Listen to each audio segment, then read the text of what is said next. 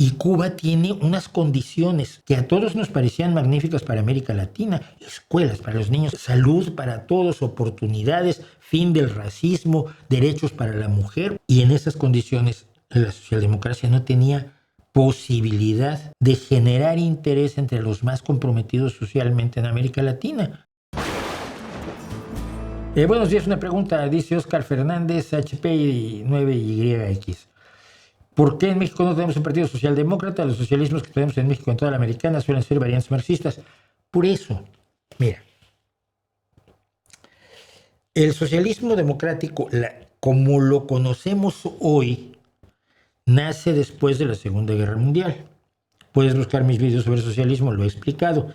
Nace con el programa, si mal no recuerdo, Bad Godesberg, del Partido Socialdemócrata Alemán. Y nace entre los socialdemócratas nórdicos, especialmente Olof Palme, que valoran la justicia del sueño socialista, de un mundo más justo, más igualitario, más solidario, pero no valoran lo que el marxismo ha hecho con esas ideas. Primero que nada es no cumplirlas. Crear élites de partidos, etcétera, etcétera. Olof Palme, en mi video sobre el socialismo, tengo un pequeño discurso de Olof Palme diciendo que él se volvió socialdemócrata cuando vio la pobreza en la India, la pobreza absurda en los Estados Unidos, el país más rico, y cuando vio la falta de derechos humanos y de libertades en la Unión Soviética, dijo: yo no quiero nada de eso para mi gente, pero sí quiero los ideales del socialismo de igualdad, solidaridad y justicia. Y justicia no solo personal, sino justicia social. Bien. Cuando esto ocurre en los años 50, 60 en Europa, en América Latina, la Unión Soviética está financiando movimientos armados para la implantación del socialismo marxista en América Latina. Su éxito grande, por supuesto, es Cuba.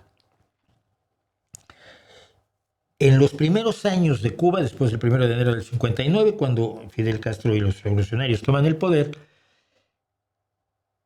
la Unión Soviética invierte una gran cantidad de dinero y Cuba tiene unas condiciones y publicita una serie de condiciones que a todos nos parecían magníficas para América Latina: escuelas para los niños, alfabetización, educación para todos, salud para todos, oportunidades, fin del racismo, derechos para la mujer. ¡Oh, eso es maravilloso!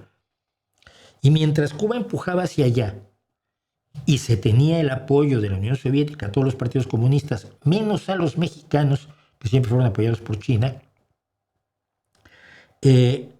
no había forma de meterse de ladito diciendo: pues mira, los socialdemócratas pensamos esto, ¿no? Los socialdemócratas siempre fuimos considerados tibios y gente que no es revolucionaria, y lo que había que hacer es revolucionario porque dijo el Che Guevara, el revolucionario es el escalón más alto de la especie humana.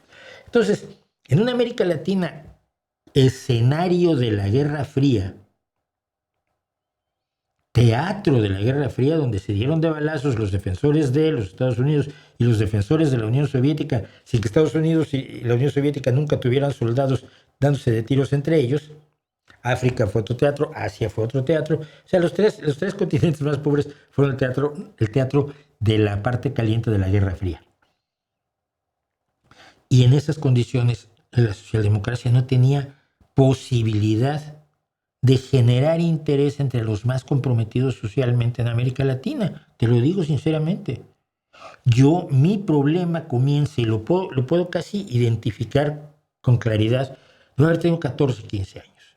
Y tenía yo un profesor que, bueno, Cuba era el último escalón de la humanidad, todos debíamos ser como Cuba, tal y cual. Yo había oído cosas, ¿no?